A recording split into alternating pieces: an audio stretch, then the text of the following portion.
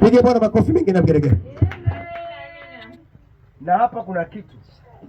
Mbona hii kama hela?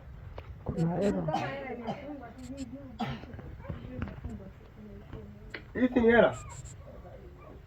Hii ni hela. Zapungua. Ulipewa kwanza kabla hujaondoka. Kabla hujaondoka. Dawa gani ya mwisho uliopewa na mganga kutumia? Hajanipa dawa. Alikupa nini? Hajanipa chochote. Yaani tangia siku hiyo alionifanyia kunipa maji yalochanganya na damu ya kuku nikaoge basi. Kwa akakupa kuku ulitoa mwenyewe? Kuku nilinunua mwenyewe 20,000. Alafu 20,000. Na yeye nikampa 40,000. Ukampa na 40,000 jumla 60,000.